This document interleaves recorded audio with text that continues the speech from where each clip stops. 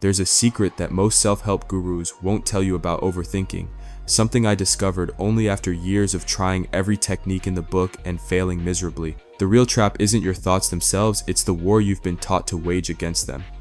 By the end of this piece, you'll understand why the very act of fighting overthinking might be what's keeping you stuck in its endless cycle. What truly limits us isn't some external force or circumstance, it's ourselves. But when I say this, I don't mean you're your own enemy in the traditional sense. Rather, the longer we identify exclusively with our minds, the more we become controlled by things that aren't actually us. This is why choosing ourselves each day becomes not just important, but essential for genuine freedom. The challenge lies in understanding that who we are extends far beyond our definitions of ourselves.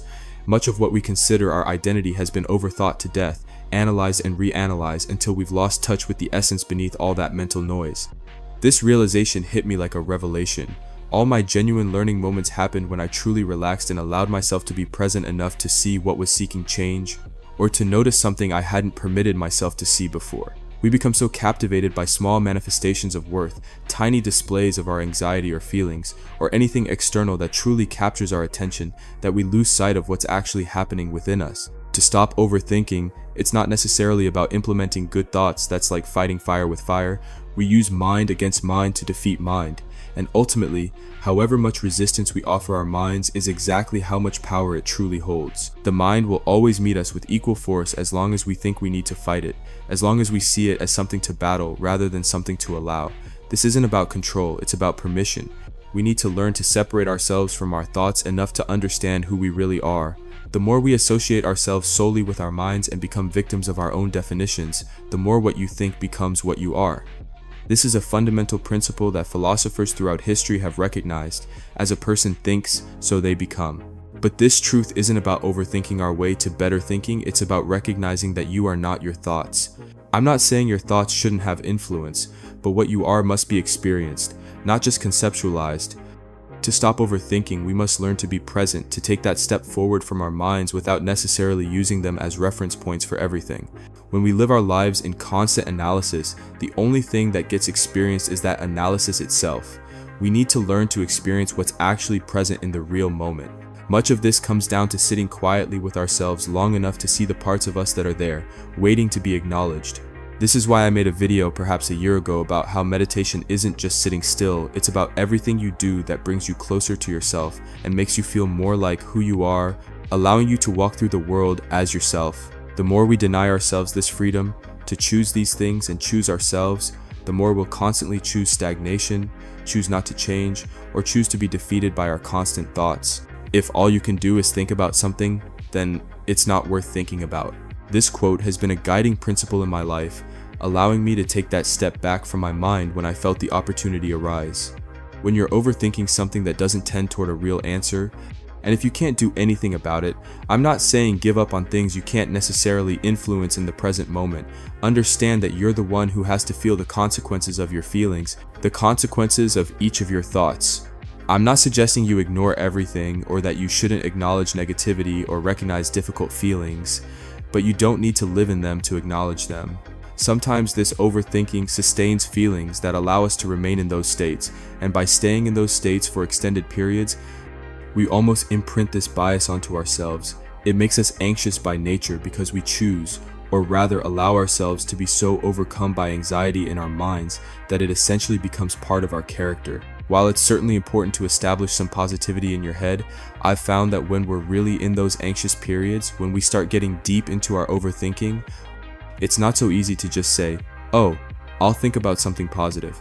I've discovered it's much simpler, much easier to try to be present with yourself. Close your eyes, be still, meditate, do whatever you need to do to get out of your mind and back into the world. Then, once you get there, start implementing positive thoughts, start implementing affirmations like "I love myself," and continue moving forward. This is one of the only ways I've found to overcome the real amount of overthinking, because our anxiety always needs an answer, and sometimes the answer is silence. Sometimes the answer is stepping away from it, not necessarily in a non-confrontational way, but in a way of allowance, walking through it, seeing it for what it is, and allowing ourselves to be noticed in these certain situations. Choosing yourself is really about allowing yourself to be noticed, choosing to make that choice, Choosing to be yourself each day and understanding that what you are, this you I'm talking about, isn't just a product of your mind. I've found, especially lately, because I have so many things I need to do and I'm constantly thinking about this and that all this overthinking actually does nothing for me except contribute to suffering. It makes me live through moments that haven't happened yet, that probably won't happen, and are projections of negativity from my own mind and stigma around how I think I'll be perceived or how I think I want to feel in a certain situation. This is why it's important to understand that you don't have to chase outcomes, but learn to walk the path. Expectations truly take away our freedom, because the more we expect something to be a certain way, the more we'll be governed by that expectation. It's almost like by assuming something will go a certain way in the future, we condition ourselves to accept it, to be comfortable only if it happens that way. This is why it's important to embrace the present moment and embrace the unknown. When you enter unfamiliar situations, it's not necessarily the situation that's uncomfortable or provides comfort. You provide the comfort to the situation. When we depend on a certain thing to make us comfortable, then we'll be uncomfortable with every situation that isn't that thing. All this really means is that you have to choose yourself and validate yourself before validating the path you're walking. Because if you can't validate who's walking the path, then there's no point in walking it at all. I don't mean for this to sound gloomy or even pessimistic.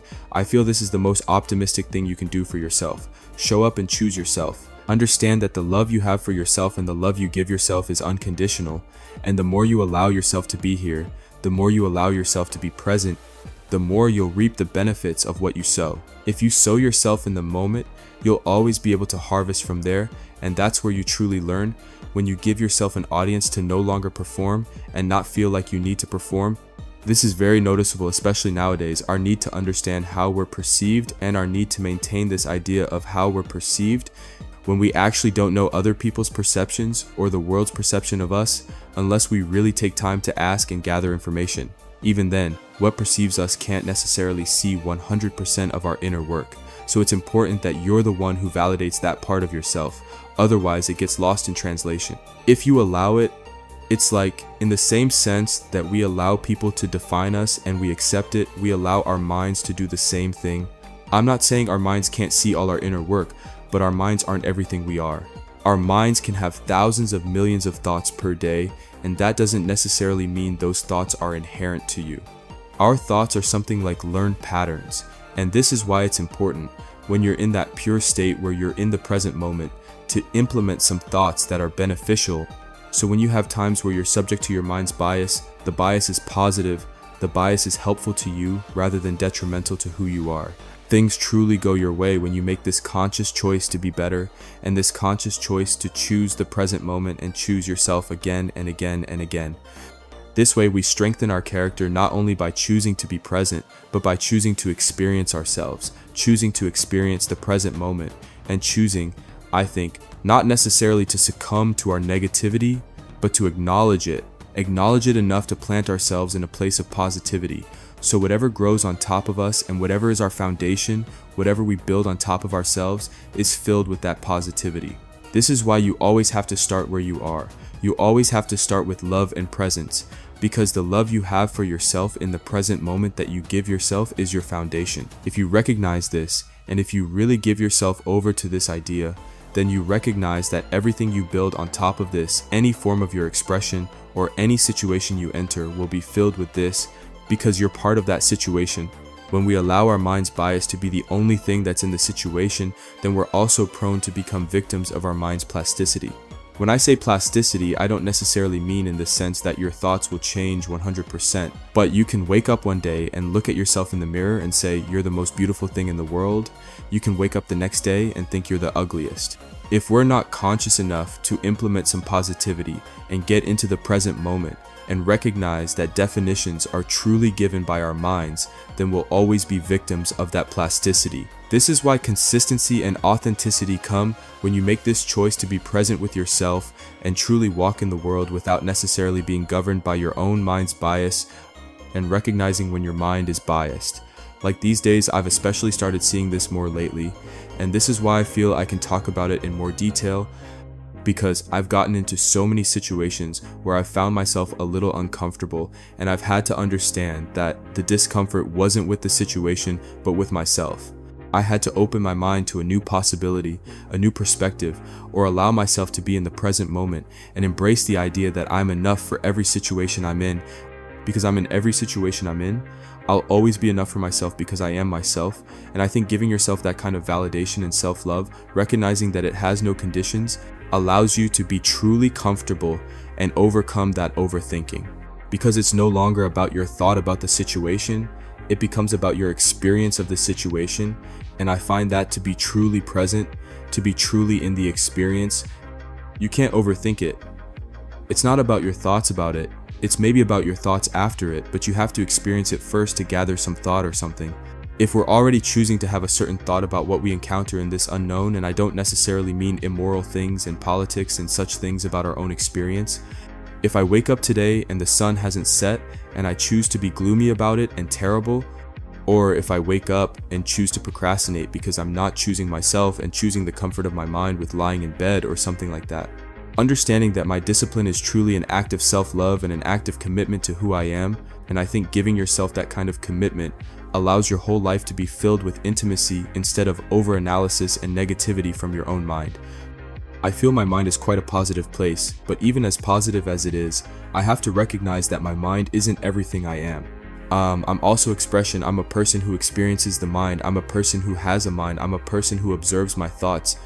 I think it's about validating this more than your mind, validating your foundation, so whatever you build on top of it, even your mind's influence becomes almost nothing. I found that when I started truly validating myself, my mind's thoughts were truly just thoughts in one ear and out the other. I allow them to pass through unless I find some reason to hold on to them. When I say my thoughts, I'm talking about random daily things we get caught up in when we're talking to a friend or talking to a colleague, talking to someone or interacting with someone, and they do something we don't necessarily know the reasons for, and we make a jump and make assumptions that it's potentially negative toward us, or potentially this, potentially that. I feel it's certainly important to have some awareness, some honesty with yourself, but also understand that you're making assumptions about other people's perspectives or assumptions about how something else perceives you, when you really just need to focus on how you perceive yourself. I think it's about carrying yourself with great grace, and when I say carrying yourself, I mean truly treating this life like it's you, and you treat yourself like a friend, and recognizing that you have someone here with you. I'm not saying do whatever you want, or be narcissistic, or be this or that, but give yourself enough validation to be in the present moment and see what you need to change, rather than trying to answer it for yourself without actually experiencing what you need. Like getting into a situation and, I want to work on my public speaking skills, but you need to publicly speak to understand what exactly you need to work on with that skill. I mentioned public speaking because that's what I do, but overall I think it's just about choosing yourself, and I think that's one of the ways I deal with overthinking. This approach has transformed my relationship not just with my thoughts, but with uncertainty itself. When we learn to be comfortable with not knowing, when we stop demanding that our minds provide answers to every possible scenario, we discover something profound. The present moment contains everything we actually need. The secret I mentioned at the beginning isn't really a secret at all. It's been hiding in plain sight. The reason fighting overthinking doesn't work is because the fight itself feeds the very mechanism you're trying to defeat. Your mind thrives on conflict, on having something to solve, something to analyze. When you declare war on overthinking, you're giving it exactly what it wants, more material to overthink. Instead of fighting, we learn to recognize. Instead of resisting, we learn to allow. Instead of identifying completely with the voice in our head, we remember that we are the space in which that voice appears. This isn't about becoming mindless or passive, it's about becoming conscious enough to choose which thoughts deserve our attention and which ones we can simply let pass by like clouds in the sky. The real transformation happens not when we eliminate overthinking that's impossible and unnecessary, but when we change our relationship to it, when we stop being at its mercy and start being its witness. When we remember that we are not our thoughts, we are the awareness that observes them. This shift in perspective doesn't require years of meditation or complex psychological techniques. It requires something much simpler and much more challenging. The willingness to choose yourself, moment by moment, day by day. Your thoughts will continue to come and go. Your mind will continue its endless commentary. But you, the real you, can learn to dance with this mental activity rather than being dragged around by it. You can learn to be the conductor of your mental orchestra rather than just another instrument being played. The journey from overthinking to presence isn't about reaching some perfect state where difficult thoughts never arise. It's about developing the inner stability to remain yourself regardless of what your mind is doing. It's about building such a strong foundation of self-love and self-acceptance that the storms of thought can rage without shaking who you fundamentally are. This is the true freedom we're all seeking, not the absence of mental activity, but the presence of conscious choice in how we relate to that activity. Not the elimination of discomfort, but the capacity to remain centered within it. Not the guarantee that life will always go according to plan, but the deep knowing that you are enough for whatever comes your way.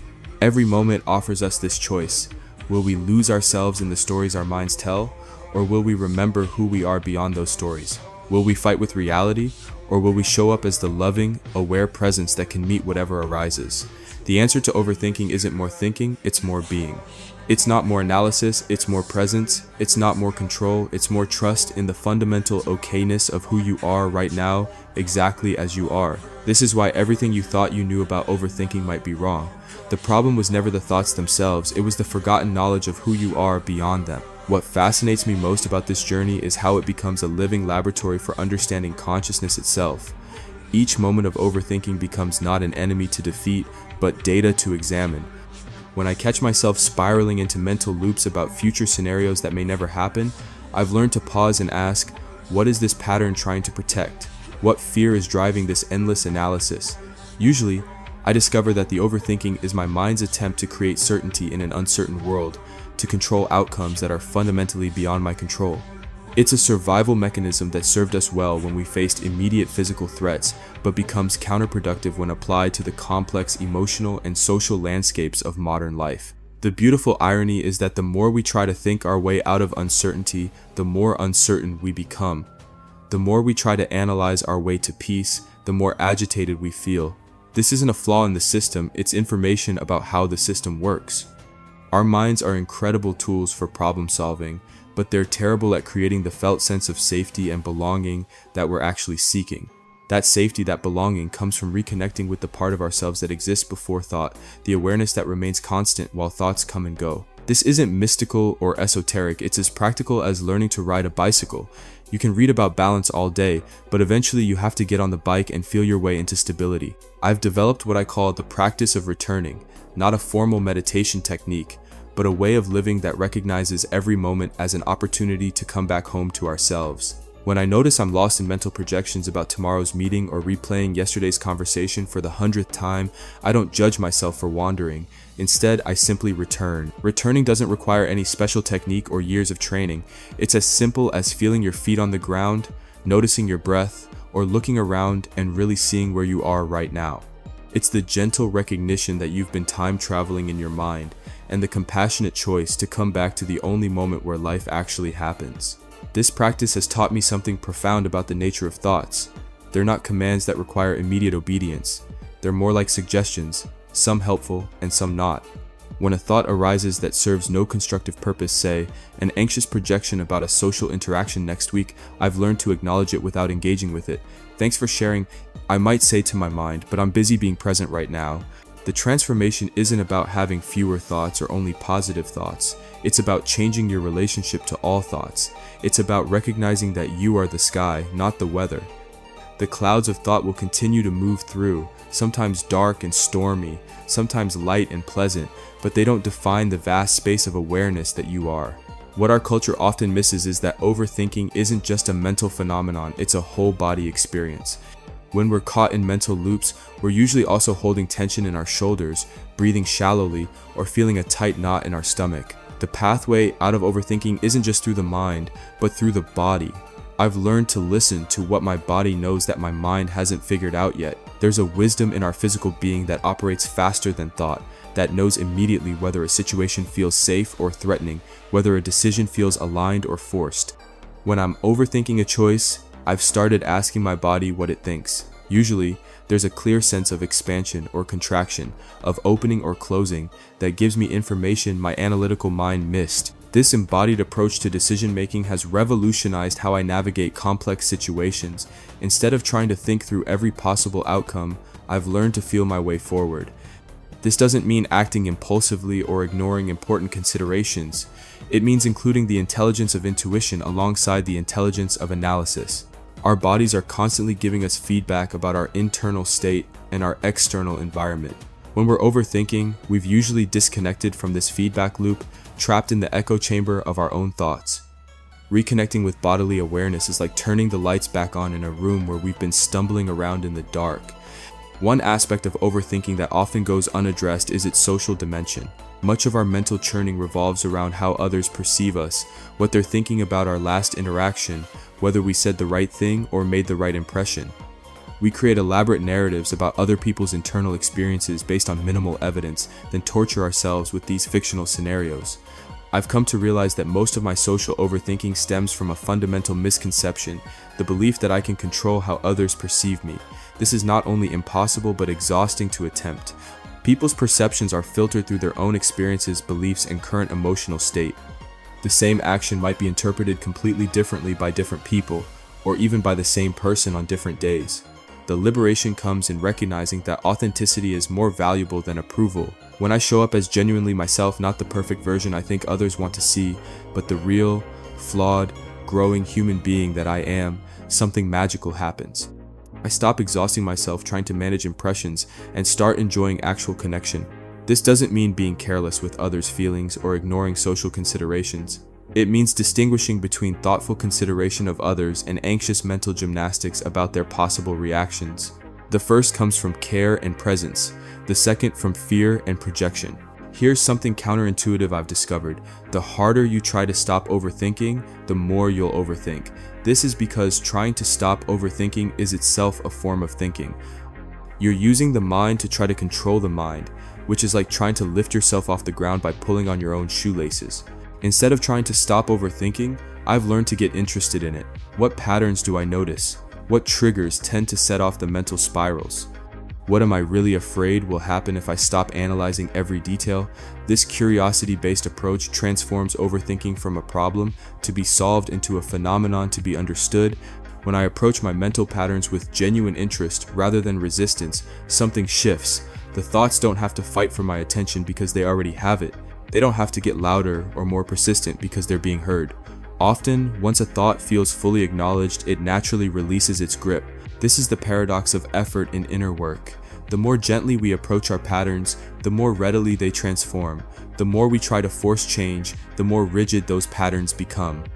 It's like trying to calm disturbed water by beating it with a stick. The very effort to create stillness creates more disturbance. Poet Rainer Maria Rilke once wrote about living the questions rather than forcing answers. This wisdom has become central to my approach to overthinking. Instead of demanding that my mind provide immediate solutions to every uncertainty, I've learned to become comfortable with not knowing. This comfort with uncertainty isn't passive resignation, it's active presence. It's the recognition that many of life's most important questions don't have simple answers, and that's okay. Some questions are meant to be lived rather than solved, experienced rather than analyzed. When I find myself overthinking about the future direction of my career, my relationships, or any major life decision, I try to remember that I don't need to have it all figured out right now. I only need to take the next right step, to make the next choice from a place of presence and authenticity rather than fear and projection. This approach has taught me to trust the intelligence of uncertainty. What feels like not knowing is often actually the space where new possibilities can emerge. What feels like lack of control is often actually the opening where life can surprise us with solutions we never could have imagined. The questions we live with most authentically often lead us to more interesting places than the answers we force prematurely. This is why everything you thought you knew about overthinking might be wrong. The problem was never the thoughts themselves, it was the forgotten knowledge of who you are beyond them, and the courage to live fully in that not knowing space where real life happens.